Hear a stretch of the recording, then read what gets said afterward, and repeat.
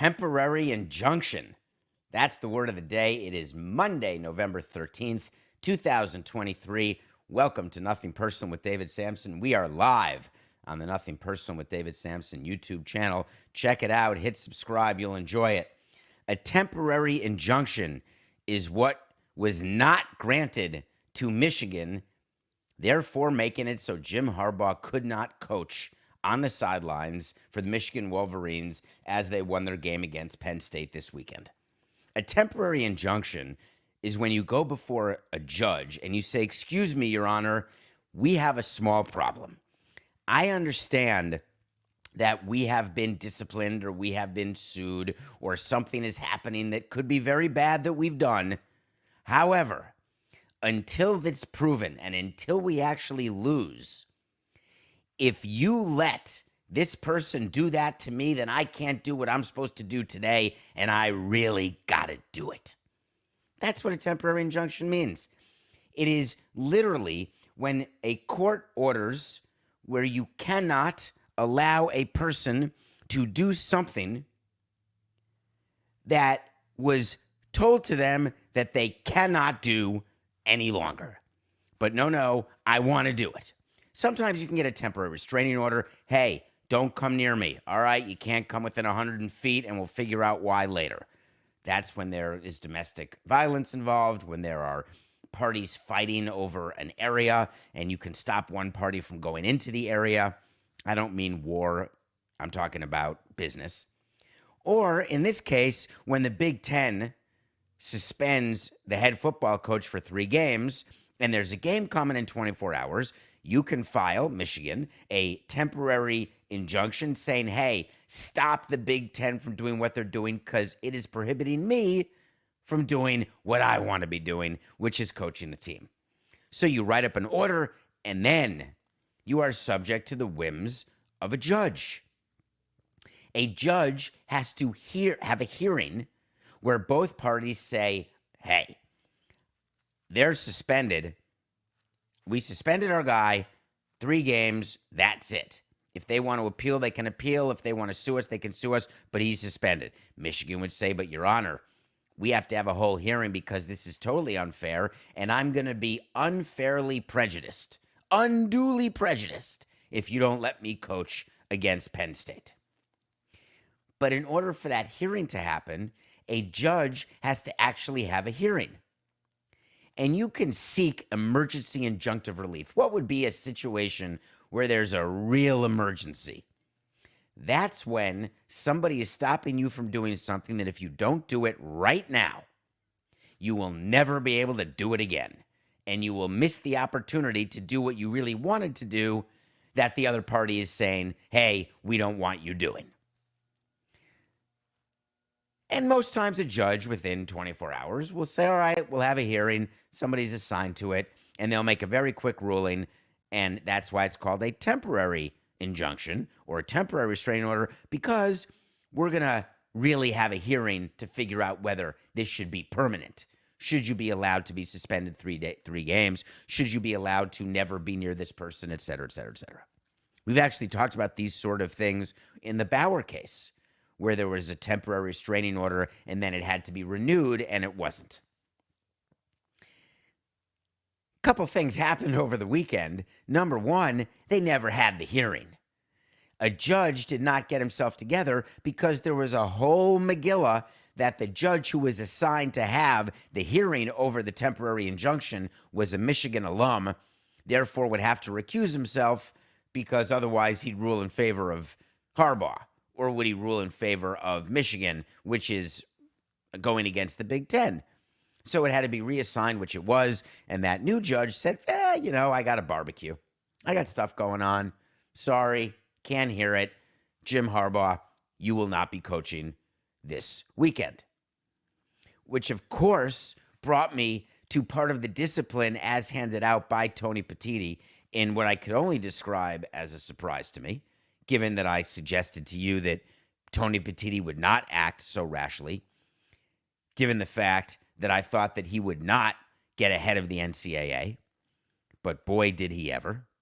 Given the fact that he would realize he needed more time, more proof to differentiate that which Michigan's doing versus other teams, not as a matter of hearsay. As a matter of fact, only 10 days ago, I had a wait to see that said the Big Ten will not punish Michigan. Wait to see when I tell you something's wrong, going to happen, and it doesn't. I revisit it. None of these other shows do, but I do. 10 days ago, it did not occur to me that Petitti would do this, having known him for a very long time. So he does. But then their statement was very bizarre, and I want to give credit, if you don't mind, to a listener and watcher of Nothing Personal. You went on davidsamsonpodcast.com, and I appreciate that. I even think you bought a horse hockey shirt, if I got the name right. And you said to me, what a weird phrasing by the Big Ten in their announcement. And you pointed out to me that you pay attention more to PR announcements because of Nothing Personal. Thank you for that. And you noticed that the Big Ten actually, as a penalty for this sign-stealing scandal, the discipline was that the team, Michigan, could not have its, quote, head football coach attend practices or other football team activities for 3 games. And you said, and I laughed, why not fire Harbaugh, rehire him as an offensive coordinator, and then he can be on the sideline calling the plays, or defensive coordinator, call the defense, whatever, special teams. That's funny. And according to this statement, it would appear that that could be possible. Couple issues with that. There are bylaws within the Big Ten that I'm not aware of and haven't read. There was a letter specifically sent to Michigan, I am positive, that outlined what the issue was and what the punishment was. What we got was a press release from the Big Ten and what the Big Ten announced. So I assume they mentioned Harbaugh by name. If they didn't, of course, he could have done that. And what I liked mostly that Tony Petitti did is he knew that he only had one catch-all, and he learned this from Bud Selig and Rob Manfred. The catch-all in baseball, which is the mic drop of discipline, is that the commissioner has the right to discipline teams, executives, players, under something called the best interests of baseball. What does the best interests of baseball mean? Don't know. Because it can change depending on the personal vendetta against the person or player. It can depend on how the commissioner's feeling and whether the Fiber One was working that particular day. It's a catch-all. You acted not in the best interest of baseball. Do you know how many people act not in the best interest of baseball? Let me give you a preview of that. 30 teams. We all act in the best interest of ourselves. We don't act in the best interest of baseball. We say we do. Oh, we care so much about the industry. We want the industry to be lifted higher, Jackie Wilson. No, we act in our own selfish best interests. The commissioner doesn't use that provision too often because he knows it's a little flimsy when it comes to an actual court of law. The Big Ten has something called the sportsmanship policy. I like that. We are a university. We've got student athletes. We are a Big Ten school, and we care about academics. And we want everyone to play nicely together. We want everyone to show great sportsmanship. So we're going to have a policy. Don't violate it, because if you do, we can discipline you. And if you're stealing signs and hiring people and doing in-person scouting and recording, we're going to do a catch you if we can under the sportsmanship policy. I like that. Do you know that there's a part of an agreement which says the Big Ten Conference expects all contests involving a member institution to be conducted without compromise to any fundamental element of sportsmanship. Such fundamental elements include integrity of the competition, civility toward all, and respect, particularly toward opponents and officials. Coca, if we were a bigger part of Meadowlark with a little more support, you would be able to play on your fantastic soundboard that other shows enjoy some sound, which is like the Independence Day sound, like dun dun dun dun dun dun dun dun. Civility toward all. It's sort of like the movie Sneakers, when they're allowed to get whatever they want. If you haven't seen the movie, go check it out. And David Strathern stands up and says, "I would like world peace." Okay, thank you. Jim Harbaugh missed a game. It didn't matter. They beat Penn State. I couldn't disagree more vociferously with what Tony Petitti did. And I must say that I'm not a Michigan guy. I'm a Badger. So this hurts me to say. This sportsmanship that I'm showing toward all members of the Big Ten, I ask you, when you're going to suspend someone, you better be consistent. You better be able to say that what Michigan did, and you better have proof, was so beyond the pale that it rises to the level of what the Astros did. Even though what the Astros did is pretty much what every other team was doing, and what Michigan did is pretty much what every other team is doing. But here's what's not going to happen to Jim Harbaugh. He's not going to get fired. He may go to the NFL, but he's not going to get fired. There was a big firing this weekend in college football, and I'm not going to talk about college football as a who should be in the CFP. You can watch other podcasts for that. Who's ranked number one? I'm not going to do a 20-minute special announcing my new top 10 rankings. I've never seen more stations and more tweeters and more sports centers and more everything. Here's our rankings for the top 25. Nope, not me. I'm more interested in the number 76.5. We got to cut that, Coca. I think it's just 76. Or is it exactly 76.5? I'm having a total blank, which is unbelievable. Jimbo Fisher, the coach of Texas A&M, which is a powerful, powerful, and wealthy college football program, therefore a powerful school, university, they hired a coach. His name is Jimbo Fisher. The previous athletic director had hired him, given him an original contract, but a new athletic director was brought on board in 2019. And 2 years later, in 2021, in a post-COVID world, well, not really post-COVID, maybe still during parts of COVID, said, "We love you so much, Jimbo. We're going to give you a 10-year, $95 million contract." 10 years, $95 million. That's $9.5 million. That's more than Craig Counsell makes. That was 2021.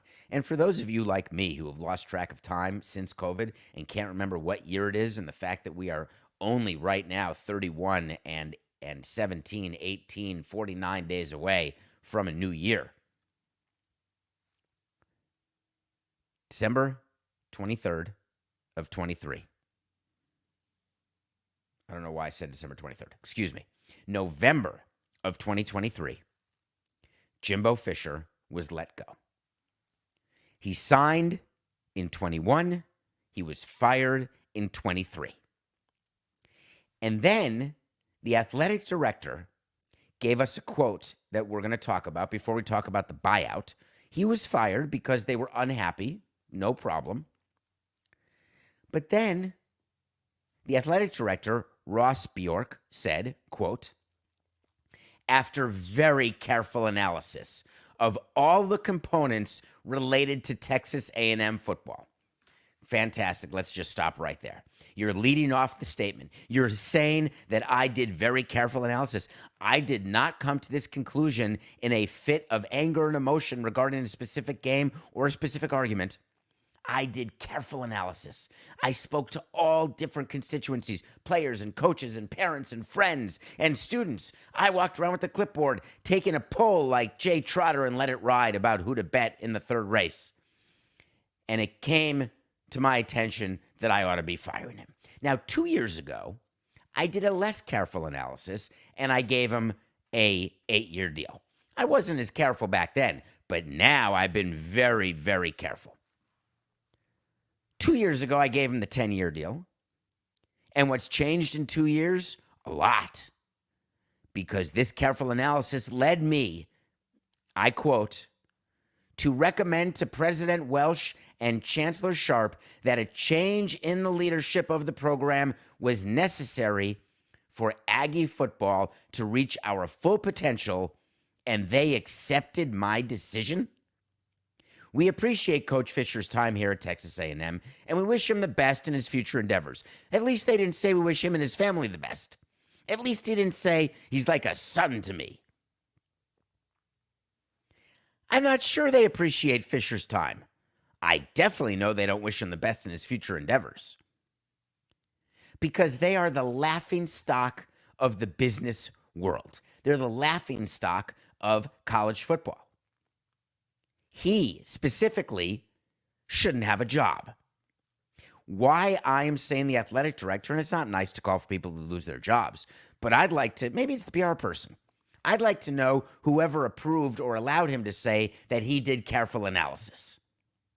What exactly changed since the 10-year, $95 million deal? His ability to recruit? His ability to raise money from boosters? Did he stop showing up to things? Was he in violation of any provisions of his contract? No, no, no, and no. And how do I KNOWTHT?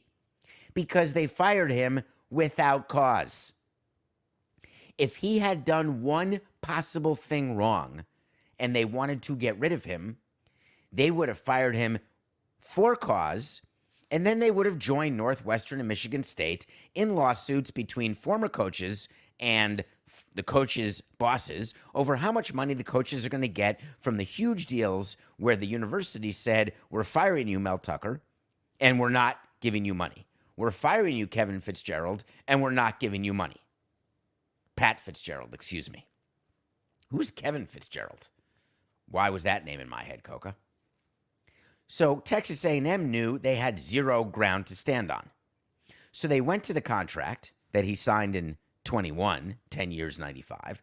They looked at the buyout provisions, and they found all we have to do is write a check for $19.2 million within 60 days of terminating him, then pay him $7.2 million a year until the end of his deal, which is 2031. It's only $76+ million. What's the big deal? Do you think that the athletic director went to the chancellor and the president and suggested that that was the course of action he wanted to take because of the careful analysis, and they said no problem? Or do you think that the boosters of Texas A&M said, we give tens of millions of dollars. Forget NIL. I can't stand looking at the guy anymore. We made a mistake. We'll pay. There's no other scenario that an institution could allow for a coach like this to receive a buyout like that without having it be extra incremental dollars coming into the program. What you're reading all the time is that Texas A&M is rich. They are a full program. They are bleeding. That's the wrong expression. Boy, it must be Monday. They are swimming in cash. But the way athletic departments work is when your football program is hugely profitable, that money is then spent to buttress the other programs that don't make money. And then there are payments made from the athletics department to the school that are used for non-athletic things, like endowments, like financial aid, like sometimes even capital improvements. Dollars are fungible. They are used to help the budget, help make the school better for the overwhelming 99.2% of the kids who are not on the football team. I don't think it's acceptable that any school would engage in a contractual negotiation that would result in a buyout the size of $76 million. And the reason I don't find it to be acceptable is that the numbers have changed so much, and the whole world is crazy over CEO comp. The whole world is crazy over certain people making the difference in class between the rich and the poor, and the fact that the middle class has been totally squozen. What we've seen in terms of coaching, this now rises to the level where there has to be a lot more attention paid before you're handing out these deals. Except no one's acting that way. We just read as recently as a week ago that in Kansas, the basketball team gave their head coach a lifetime rolling contract, that he is their coach for life. What contracts generally mean, it's like a severance payment. It's a pre-negotiated severance. Whereas if you sign a 3-year deal with your company for $100,000 and they want to fire you, and they fire you after a year, you're owed $200,000. And their view of it is, the way they calculate it, the way I used to calculate it as a president, is that employee deserves severance. And I don't want to negotiate that severance. We'll pay him out his contract, sign a separation agreement, and it's done. When you have an at-will employee who's year by year and you fire that employee, you have to negotiate severance. And you have to get the employee to agree to that severance, to sign a separation agreement in order to turn the page on that employee. So giving employees contracts causes you to do the negotiation in advance. What about Jimbo Fisher or any football coach makes it so that their severance package would be as high as some of these packages are? As a matter of fact, there are plenty of coaches right now out there that were they to be fired this year, they would get tremendous amounts. Think about the guy at Clemson. And Clemson, from what Coca told me before the show, they're fine. $64 million if they say they want to move on from Sweeney. What about the guy at Georgia? Now, I think Georgia is what? They're going to be in the CFP. They're favored to win the national championship. But if all of a sudden they have a problem with Kirby Smart and it's not for cause, $92 million they owe him. Penn State, who just lost to Michigan, that guy, James Franklin, gets $64.5 million if they would fire him this year. These numbers are significant. You think that professors on campus or student groups on campus, if they can get their acts together and become civilized again, you think they're beginning to take a bigger focus on what's happening in the athletic departments and the fact that the numbers are so out of control that it's actually impacting the way that the entire university is operated? I certainly think that. There will be some changes, but the changes will not be at Texas A&M. Because Texas A&M makes no bones about the reality that for them, it's about football. And that's it. So wait to see. I'm going to give you a wait to see, an official wait to see. The Texas A&M next coach who they will hire, they're not going to learn their lesson. That coach will have an AAV over $9 million. They will bring in a big name, pay him a S-ton of money, and it will not be a 3-year deal. But the official wait to see is that Texas A&M's next coach will have an AAV over $9 million. Meanwhile, Jimbo Fisher is sitting pretty. In baseball, when you're fired, you have a mitigation clause. A mitigation clause means that when you get another job in baseball, so if you're the manager of the Marlins and you're one of 3 managers being paid at the same time, I think we always had 3 managers being paid, and you get another job as a third base coach, whatever money you make as a third base coach gets taken off the money that you make as a manager from us. So if we gave you $1 million and you get a new job with a new team for $100,000, the next year, that new team pays you $100 and we pay you $900. You actually have a duty to mitigate.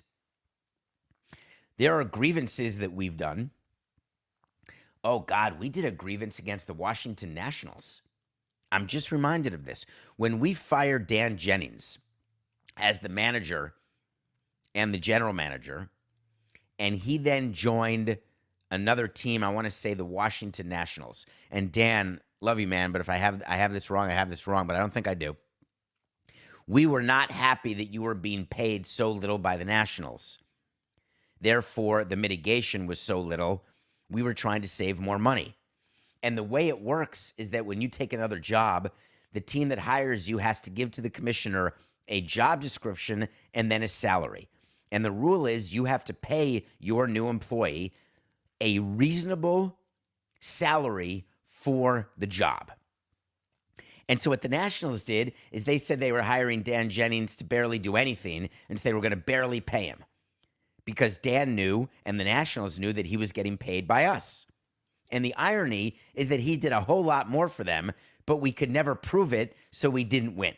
But we knew it, and you knew it, DJ. And I'm not mad. I was mad at the Nationals, not at you. Duty to mitigate, very normal. Jimbo Fisher doesn't even have that. Jimbo Fisher is getting the $76 million. If he becomes the head coach of Georgia tomorrow and gets paid $8 million a year, he's going to get $8 million from Georgia and the $9 million from A&M.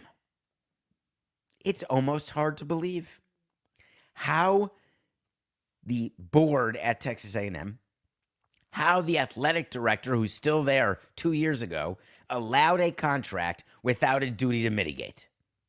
Now, of course, if you're fired in baseball and you go take a job working for Walmart, there's no mitigation. You get to double dip. If you start your own consultancy firm, there's no mitigation.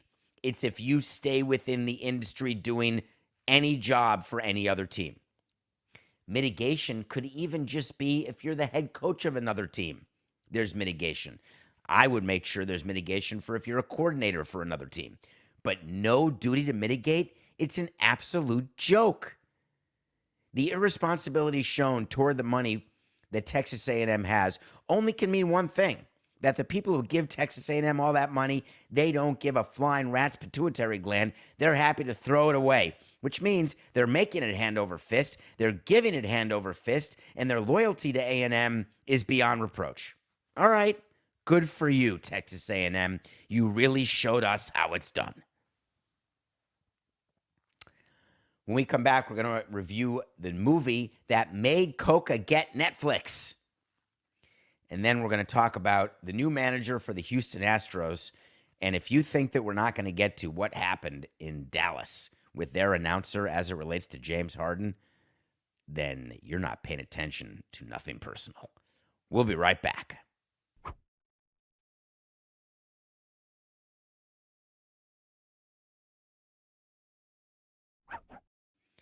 Welcome back to Nothing Personal. Hope you all had a good weekend. Thank you for rating, reviewing. I think that still matters, but mostly it's subscribing. Please download and subscribe to our audio show and also to the Nothing Personal with David Sampson YouTube channel. Just go to YouTube and hit subscribe. It takes 2 seconds. I promise. Thank you. Watch a movie every day. Watch some good movies this weekend. I had an opportunity to do basically 3 days of binging, which makes me happy. I actually loved it because it's sort of wintertime in the Northeast, and I'm not training yet for my next marathon. That starts on December 4th. So I'm giving my body a rest, and I just engage with content. I'm already up to season 5 of Better Call Saul. I'm sort of sad, but I know I did something weird, Coca.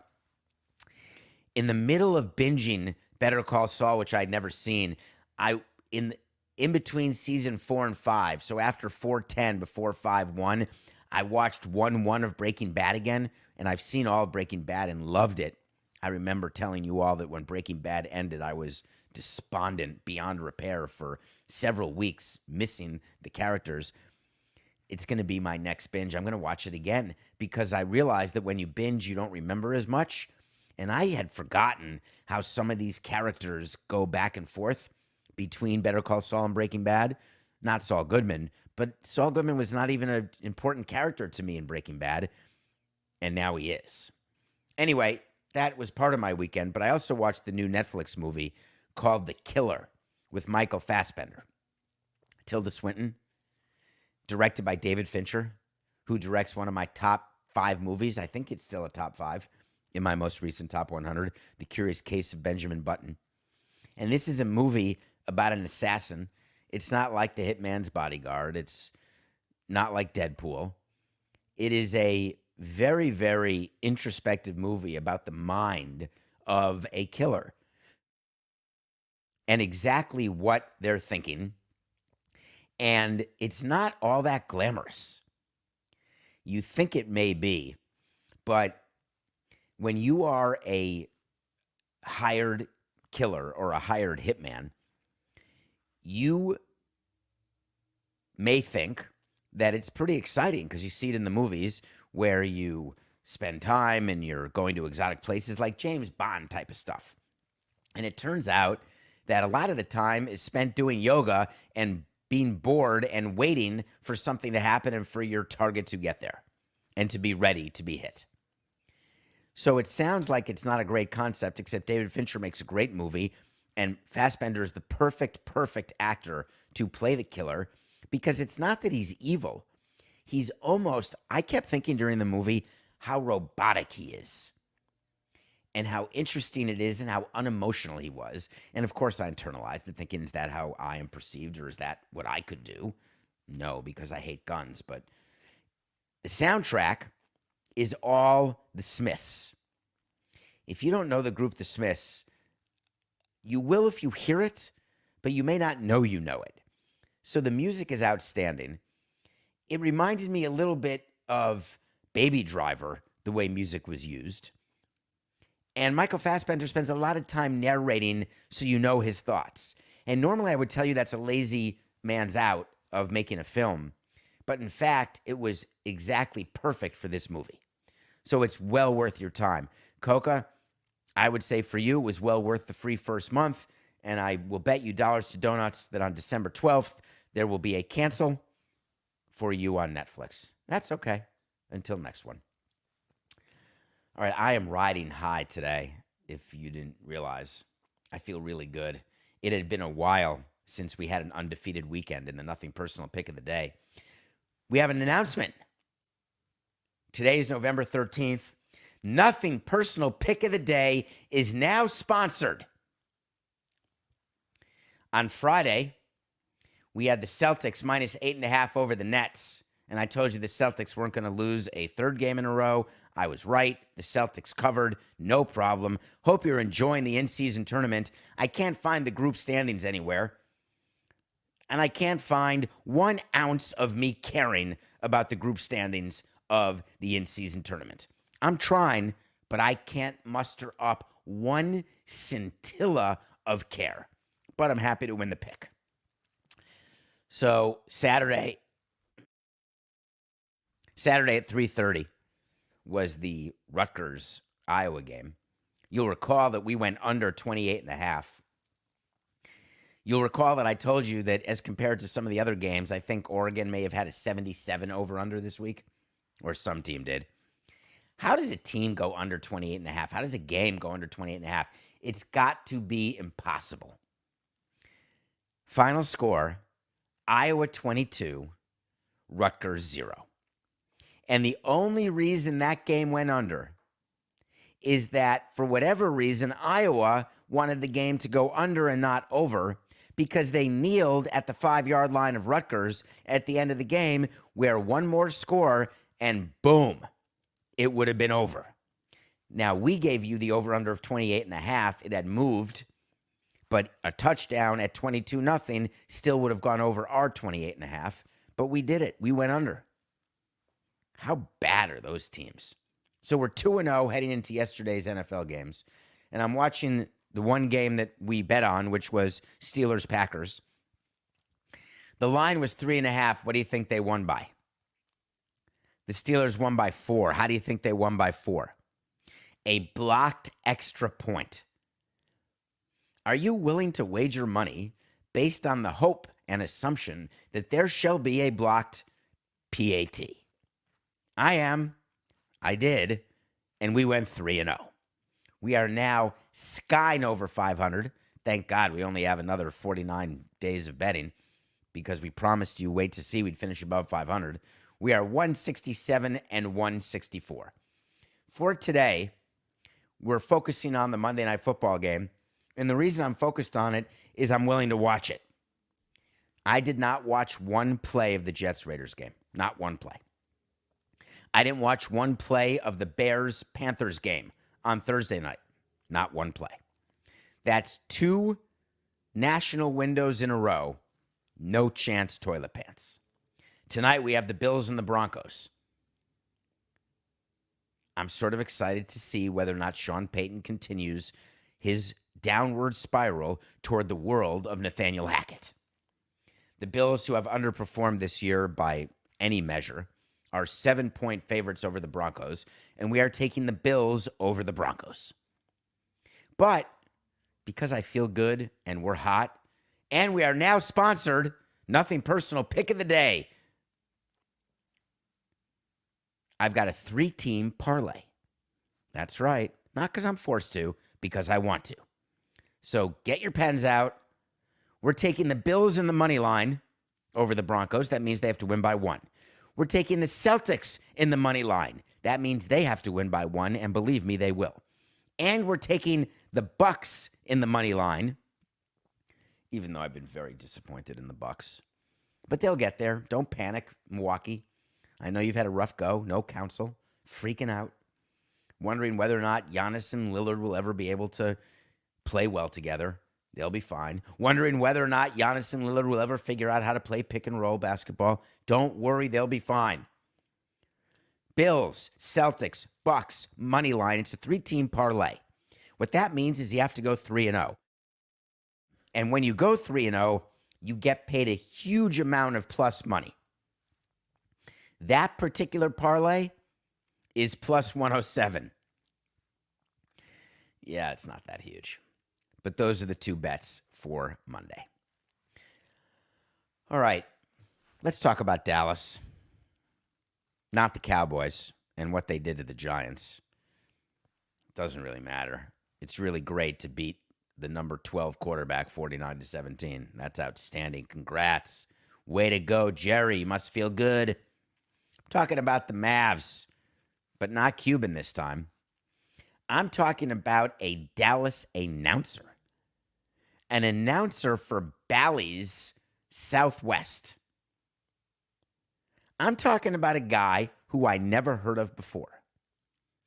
And I'm talking about a guy who went on an epic rant. Normally, I'm good with rants. Nothing personal, some may view as a 45-minute rant interrupted by a now sponsored pick of the day. I'm not in the chat now, Coca, although I entered to say hello earlier today for the first time. I wonder if people are picking up on the subtlety of the nothing personal pick of the day thing. Are they, Coca? Is everyone who's watching live realizing how funny it is? When I say nothing personal pick of the day is now sponsored. Nothing? Anybody? Bueller? I always would tell you that we had no hand in whether or not broadcasters got hired or fired. And as a president, I had to tell you that because contractually with our regional sports network, we had consultation rights, but we were not able to act alone. Fox would consult us with who they were hiring, but at the end of the day, it was their hire. And I used to tell you that we had nothing to do with any of it. And I told you that as president of a team, not as host of Nothing Personal. That's not true. We had everything to do with it. We would call Fox and say, we want this person off the air. We want this person off the air. We want this person to say that. We want this person to say that. This person didn't do that or say that. Done. The reason why it's so important to have that relationship with your network, whether you own the network or not, is that your announcers, they're your mouthpiece. They're an extension of your organization. This guy for Dallas went on a rant about James Harden, where basically, I just want to give you exactly sort of what I'm saying. He said, and I don't want to really give you his name because I really don't want to. He said, I get on my knees every night and pray for someone to believe in me like Daryl Morey believes in you, speaking about Harden. They traded Ben Simmons for you. How did they pull that off? And you know what? You went there and you got a partner who got the MVP. He won the MVP. And what did you say afterwards? You said they didn't hand me the reins. You're the point guard. You're holding the reins. And what did you do with the reins? You scored 9 points in Game 7 against Boston. And then talking about the Clippers, where Harden is now on. Remember, this guy works for Dallas. If this doesn't work this year in this system with this team, then you're going to go and point fingers at everybody else. You're going to go back home and you're going to start swiping right for another team, and there's not going to be anybody left. Because, James, you're not the beard. You're not the system. You're the problem. When James Harden gave that quote about I am the system, I tweeted about it. And I tweeted the fact that the system's broken or whatever I said. And I absolutely feel that is my place. That is what you have, and I'm so thankful for that. You have given the platform to me to be able to give you my views that you either agree with or disagree with, or at least they make you think, or we may even learn a thing or two each day on Nothing Personal. If I were working for a team, there's no way I'd be able to do the things I do, which is why I don't want to work for a team, because I love doing what I do. But when you're an announcer for a team, you do not have the right, and don't free speech me, you do not have the right to go on a rant like that over someone else's player. You can give your opinion about their play. You can give an opinion about their action. But this was a premeditated rant that even ended with a mic drop. If you are Steve Ballmer, the first thing you do when you see that rant is you call up Adam Silver and you say to Adam Silver, I want Mark Cuban fined. At which point Mark Cuban says, I have nothing to do with Bally Southwest. At which point Adam Silver calls up the Bally Sports West. He calls up what used to be Fox is now Diamond, bankrupt or not. It is the worst look possible that this happened. This was not a racist issue. This was not a he's going to get canceled. This is he ought to get fired. And the reason he ought to get fired is that if the Clippers broadcaster went on a rant about Kyrie Irving, do you think that Mark Cuban for 1 second would allow it to happen? Of course he would not. However accurate everything he said about Harden, and my view is that it was roughly 100% accurate.